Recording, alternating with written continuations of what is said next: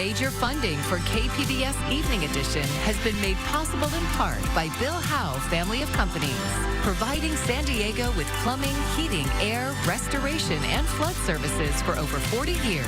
Call 1-800-BILL-HOWE or visit BillHowe.com. And by the Conrad Prebys Foundation, Darlene Marcos Shiley, and by the following.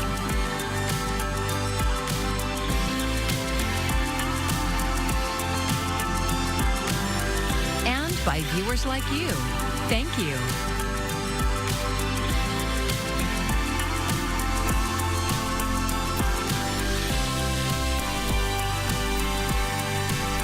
Activists and politicians are calling tactics used by Immigration and Customs Enforcement excessive. Thank you for joining us. I'm Maya Trabulsi. Protesters stood outside the federal building in downtown San Diego today, urging ICE agents to stop overstepping their authority. KPBS health reporter Heidi DeMarco says new federal legislation would set limits on the use of force in immigration operations.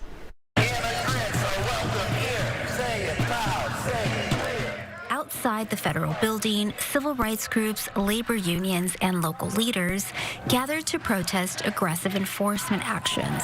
That includes warrantless detentions and restrictions on public access to immigration facilities. Victor Anda grew up crossing the U.S.-Mexican border. When people that cross every day, something that we all share in common is that we cross with a dream.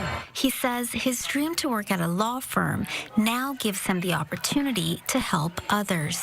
Now I've had people reach out to me and tell me, Victor, is it safe for us? Victor, can we take the trolley? I'm afraid I'm not going to see my parents again. San Diego Congressman Scott Peters sponsored the bill called Stop Excessive Force in Immigration Act. Illinois Congressman Raja Krishnamurthy is one of its co-sponsors. No more militarized raids on peaceful communities. If you're entering a neighborhood, a workplace, or a place of worship, not confronting a terrorist, you don't need tear gas, flashbang grenades, or rubber bullets. The bill also calls for greater transparency. It requires officers to wear clear identification and keep body and vehicle cameras on at all times. It sets strict limits on use of force. Rules for calming tense situations, and a duty for officers to step in if a colleague crosses the line. Advocacy leaders say the bill is urgently needed. Jeanette Sanapitan oversees policy and advocacy for the Coalition of Humane Immigrant Rights. As more immigration enforcement operations are carried out throughout cities across the country, we really must limit unnecessary force and prevent dangerous use of force for crowd control equipment and require accountability for agents who abuse their power. Back at the protest, speakers called for protections that ensure immigration enforcement doesn't violate constitutional rights. Anda says it starts with reminding people, don't be afraid to speak up, because you have rights. People have rights. Heidi DeMarco, KPBS News. Well, we have a high-impact forecast for Southern California. This is the caboose. It's the final storm in that sequence of storms that we've been dealing with over the past week plus in Southern California. But it's going to be another very wet time. We're going to see our first and really most significant round of snow in some of the higher elevations around San Diego County so far this season. Some of you have had a little snow in the mountains. This will be probably the most significant so far this season, but very wet. We'll have your full forecast coming up. The long-awaited jobs report is out today. The U.S. economy saw stronger than expected job growth in September, but the unemployment rate also rose to a nearly 4-year high. Michael Yoshida tells us it comes as some of America's major companies flash warning signs about the economy. The latest snapshot of the U.S. labor market painting a muddy picture. 119,000 jobs were added to the economy in September, an unexpected rebound. But but unemployment also climbed to 4.4%, the highest level since October 2021, according to data from the Bureau of Labor Statistics. We do not see a robust job market. There are signs of stress here. September's jobs report, which comes after a 7-week delay due to the government shutdown, also revealed downward revisions to previous jobs report numbers, showing a loss of jobs in August and a lower total for July. Take out the pandemic year of 2020, you go all the way back to 2010, where you had multiple months of payrolls contraction occurring during a given year. And so that's concerning. The White House touting Thursday's report as, quote, great progress for the U.S. economy, even as a new Fox News poll paints a picture of a nation deeply frustrated by conditions, with 76% viewing the economy negatively and more putting the blame on President Trump than former President Biden. A mistake that the administration made, that the campaign made, was promising overnight success. As affordability remains a key issue, households appear to be changing their spending habits to essentials and value items. Last quarter, Walmart's U.S. sales grew 4.5%, while its slightly more expensive big box rival Target reported a loss. I think for businesses, consumers, households, there are many reasons for them to be cautious right now. In Washington, Michael Yoshida, KPBS News. About a dozen law enforcement agencies in San Diego County use automated license plate readers. A KPBS investigation found those agencies are also searching license plate cameras owned by private businesses in the region.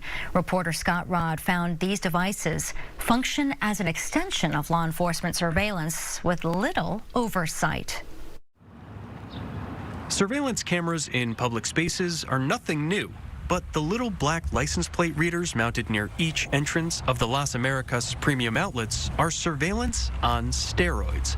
They're made by Flock Safety, an Atlanta-based surveillance technology company, and they capture the license plate, make, and model of every car that enters the mall parking lot. As soon as you come in, it's in the system where they can run your information. That's a former worker at the mall near the San Ysidro border crossing. He spoke with KPBS anonymously because he feared professional consequences for discussing company policies. At first, he embraced the Flock devices, believing they would help solve crimes. Robberies, high theft, there's been assault here. But he had second thoughts when he realized the power of these license plate readers. The mall gave several law enforcement agencies open access to search and receive notifications from the system. If people knew more about it, I would say people will obviously be pissed off and very concerned. Nobody wants Big Brother obviously watching you on every single little thing. Simon Property Group, which owns Las Americas, did not respond to multiple requests for comment. A months-long KPBS investigation found law enforcement agencies in San Diego County have access to dozens of these privately owned Flock surveillance networks, which include over 150 license plate cameras. Police can search and receive notifications from devices owned by Home Depot, Lowe's, Fashion Valley Mall, the Southwestern Yacht Club, and over a dozen homeowners associations.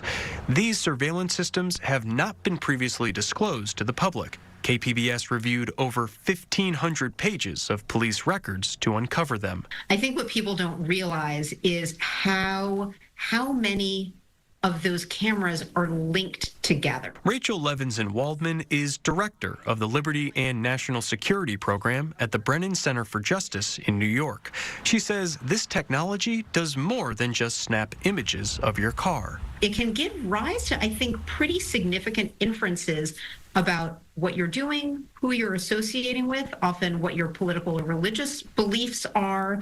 It can be used to create patterns of movement. Public outcry in recent years led lawmakers in California to pass certain guardrails for license plate readers owned by public agencies, including restrictions on data sharing.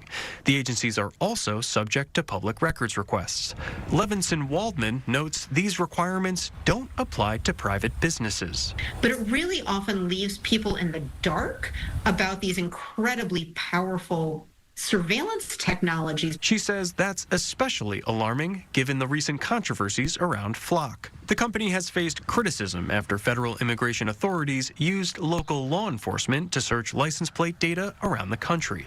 And a growing number of cities are cutting ties with the company over privacy concerns. Flock spokesperson Holly Balin says the company has beefed up safeguards in response. What Flock wants to make sure is that we offer all of the tools so that communities can decide for themselves what balance of safety they want to strike while protecting privacy, while adhering to the values of their communities. Balin says many private businesses are happy to share their Flock network with police. In fact, a 2023 user guide from the company encouraged it. We see that these cameras are actually helping solve organized retail theft, solve organized crime, help protect employees. Most of the private businesses in San Diego that share their Flock system with law enforcement either declined or did not respond to requests for comment. But one homeowner association member spoke to us by phone. I can't see a reason any HOA would not share the data feed with the local sheriff if the intent of putting the camera system in it is for security. Robert Lynn lives in Fallbrook's Malabar Ranch community and is a board member of the HOA. He says his neighbors supported installing the license plate cameras, though he acknowledged they may not know the extent of law enforcement's access. God, we can't even get people to show up at the HOA meetings to talk about our streets that are cracked or the water system that's costing us a fortune. KPBS spoke with several law enforcement agencies in San Diego County. They all touted the license plate readers. We have access to many more cameras now, many more, both law enforcement and the private entities. Commander Christopher Lawrence is with the San Diego County Sheriff's Office. We've been able to solve multiple murders, several kidnappings, several rape cases, but the vast majority have been narcotic cases and stolen vehicle cases. He says everyday San Diegans have nothing to worry about when it comes to privacy issues. There is at least one state law that applies to private businesses that operate license plate readers. It requires them to post a privacy policy online that details how they use the technology. But company policies KPBS tracked down appear to fall short of what's required by law. Companies disclosed their use of license plate readers, but did not say specifically how they were being used. Not one described the open access granted to police. Scott Rodd, KPBS News. And the story was co-reported by KPBS investigative reporter Gustavo Solis. If you have a tip for us, you can send an email to investigations@kpbs.org, or you can message us on the secure signal line at the number on your screen, 619-594-8177. A leader in Ramona's queer community is upset after the school's board passed what he's calling an anti-trans resolution. KPBS reporter Jacob Ayer looked at the new sports-related declaration means for kids in Ramona. In the small rural town of Ramona, a big issue of national debate is emerging. Who should play in girls' high school sports? Waylon Booth is founder of Ramona Pride. His family has deep roots in the town. And the honest truth of growing up queer within this community is you oftentimes really don't, because people don't talk about those kind of things. He says the recent school board resolution came out of the blue. The Ramona Unified School District Board resolution is called Supporting Title IX and Fairness in Girls' Interscholastic Sports. Title IX is a federal law that prevents sex-based discrimination in education. And the only thing that it truly serves to do is to harm transgender students. The resolution uses terms like biological differences between male and female athletes. Specifically, the usage of the terms biological males having advantages over biological females within sports is something that's used to ban trans women. Maya Phillips is the Ramona Board of Education member who drafted the resolution. She says there wasn't a specific incident or individual that spurred the agenda item. It's a proactive resolution. Allowing boys to compete in girls' sports is a slap in the face of fairness, merit, and hard work. In a statement, Ramona Superintendent Brian Thurman says the district will continue to follow state law. State law says students in California can participate in sports based on their gender identity. So if nothing is changing, why bring forward the resolution? To make our voices heard. So hoping it will change. California CF at the end to follow federal interpretation of Title IX. There's been national pushback against trans athletes in recent years. President Trump openly criticized a trans high school track athlete in California this May.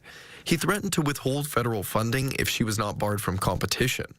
Phillips says that's part of why she drafted the resolution. I wanted to call on the CF to ensure that their policies align with the principles of fairness, safety, and equal opportunity as outlined in Title IX, which would protect federal funding of districts like ours. Booth says the board's declaration is exclusionary against trans students. I couldn't think of any good reason they would do so other than plain bigotry and wanting to harm minorities and separate them from their peers. Phillips says the board sent the resolution to the state, advocating for changes in state athletic policy.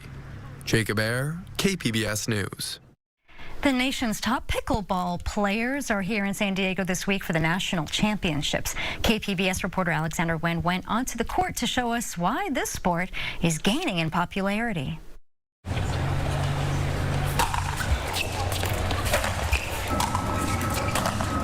This is the pinnacle of pickleball right here. These are the best of the best, the elite of the elite. Hundreds of athletes from around the country are here this week for the USA Pickleball National Championships. We've got about 2,500 athletes that are competing. That's both professionals and amateurs.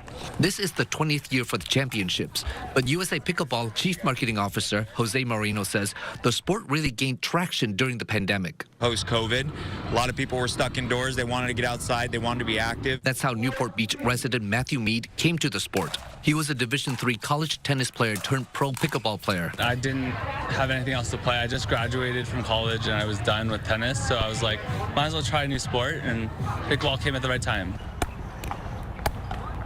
Pickleball is one of the fastest growing sports in the world. It's similar to tennis, but it has its own quirks. So the kitchen is an area, we call it maybe kind of a no-go zone unless the ball hits in there, but it's the box that's right on each side of the net. Moreno says one reason the sport's gained popularity is that it's relatively easy to pick up for both young and old. Cheryl Nitahara is here competing on the amateur circuit. She's played with her 12-year-old grandnephew as well as older players. I've played with people who, these older ladies that had to use oxygen, and they would use it, take it off, play, and they'd beat me and then put it back on later, and that's the greatest part of the sport. The tournament runs through Sunday at the Barnes Tennis Center in Point Loma. The total prize purse is nearly $250,000. Alexander Wen, KPBS News. Millions of Americans are expected to travel Thanksgiving week, and airports are bracing for the big crowds, and drivers are being warned to expect even more traffic this year. Jen Sullivan breaks down the busy travel forecast. Air travel is beginning to return to normal just in time for the busy Thanksgiving travel week. A welcome relief for many passengers whose travel plans were uprooted by delays and cancellations during the government shutdown. Thank goodness it happened before the holidays because we all deserve good getaways. As the government shutdown dragged on, the FAA reduced air traffic by 4% at 40 major airports across the country. It caused mass flight delays and cancellations, but transportation authorities gave airlines the green light to resume normal operations Monday, and the disruptions from the government shutdown appear to be over. I think we're going to have a smooth, hopefully, Thanksgiving travel. But travelers should still brace for long lines at airports and plenty of cars on the roads. AAA is projecting nearly 82 million people will travel 50 miles or more between Tuesday, November 25th and Monday, December 1st. That's a new record. At least 73 million of those travelers are expected to drive. We're going to have more traffic and more congestion on the roads. AAA spokesperson Aixa Diaz says those numbers could be even higher if people decide to drive instead of fly because they're worried about flight disruptions. A lot of people are going to make that call, though, at the last minute. If you are driving, AAA says the worst times to travel are Tuesday between noon and 9 p.m. and Wednesday between 11 a.m. and 8 p.m. The worst time to return home is Sunday between 11 a.m. and 8 p.m. Here's the good news for drivers. The national average for a gallon of regular gas is around $3.11 as of Wednesday, according to GasBuddy.com. For Consumer Watch, I'm Jen Sullivan. And meanwhile, San Diego International Airport is forecasting a busy travel season here. The heaviest travel period begins tomorrow and will continue through December 1st. The County Regional Airport Authority estimates around 80,000 passengers could pass through San Diego's airport each day. That is a 3% increase over last year. The busiest day is expected to be Sunday, November 30th, with as many as 90,000 people traveling through the airport.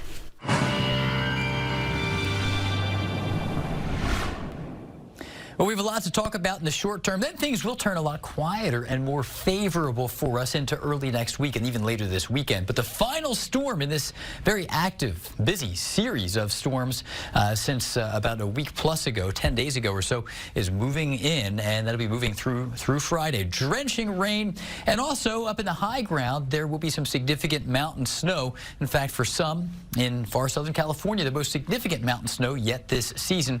So you can see the rain moving on in as our storm system kind of runs parallel to and running right down through the California coast, increasing our rainfall late tonight. Snow in the mountain passes way up to the north into the Sierra. But tonight for us, though, we got rain, maybe even one of these relatively rare thunderstorms in Southern California. 57 degrees for your low.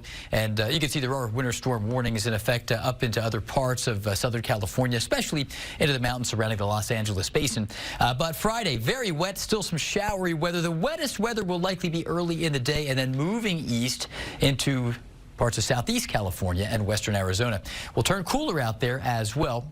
And as we look at the specifics here, lots of clouds, rain, and you can see we do have a couple of snowflakes in there, some accumulating snow in the high ground. Mount Laguna will see kind of a rain-snow mix, primarily snow for the precipitation, 36 degrees for your high there, but 65 into El Cajon, 64 in San Diego. Very, very active looking future radar and satellite. Look at this here, soaking rain across the region. And by the time we get into Friday afternoon, a lot of this morning rain that will be pretty widespread. There we are at 8 a.m. Still some showers around.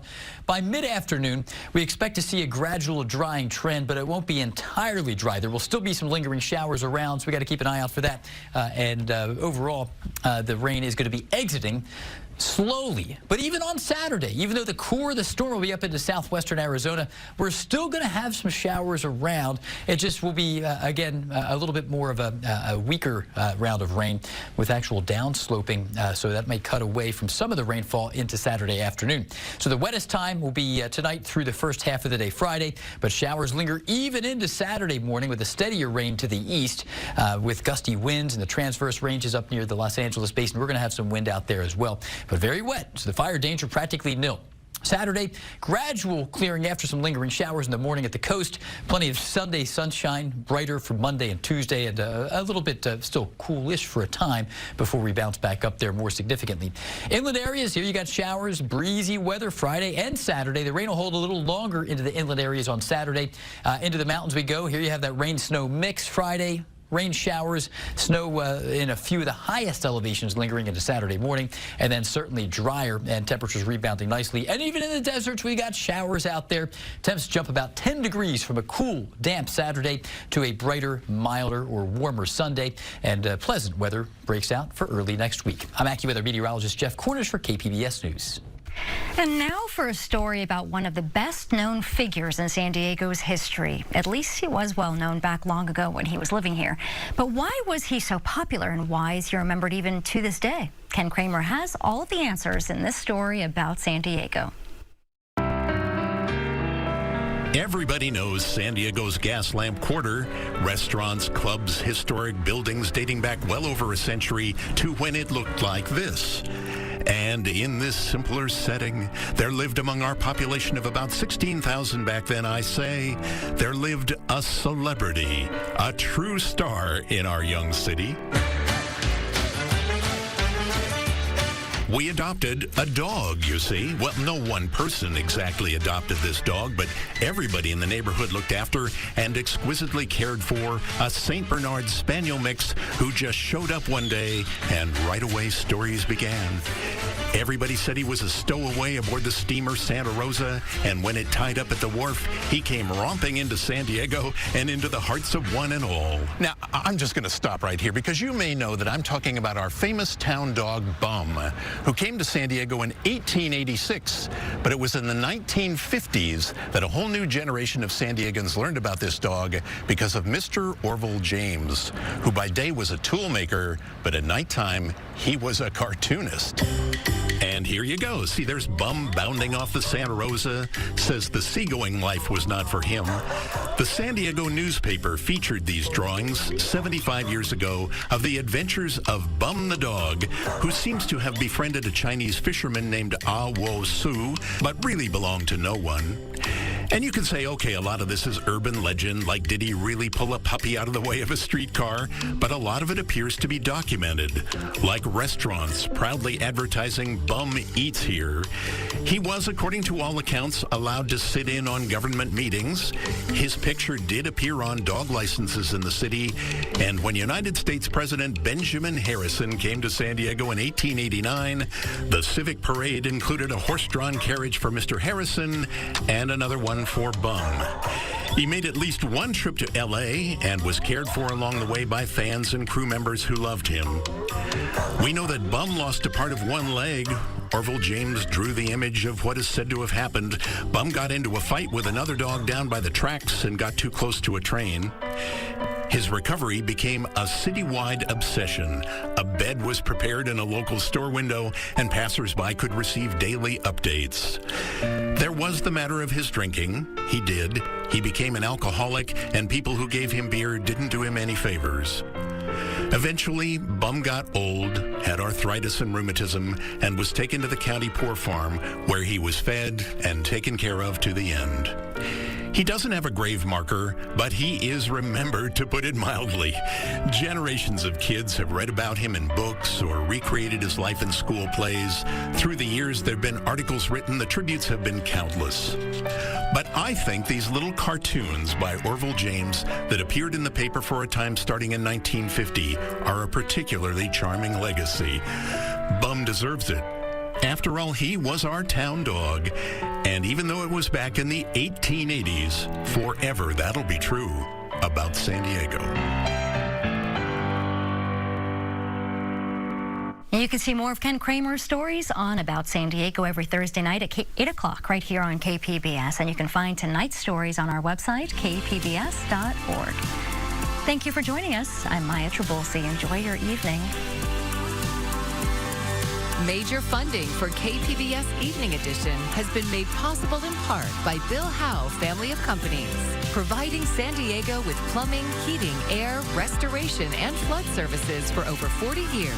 Call 1-800-BILL-HOWE or visit BillHowe.com. And by the Conrad Prebys Foundation, Darlene Marcos Shiley, and by the following.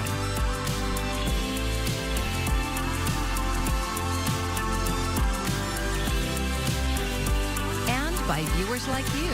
Thank you.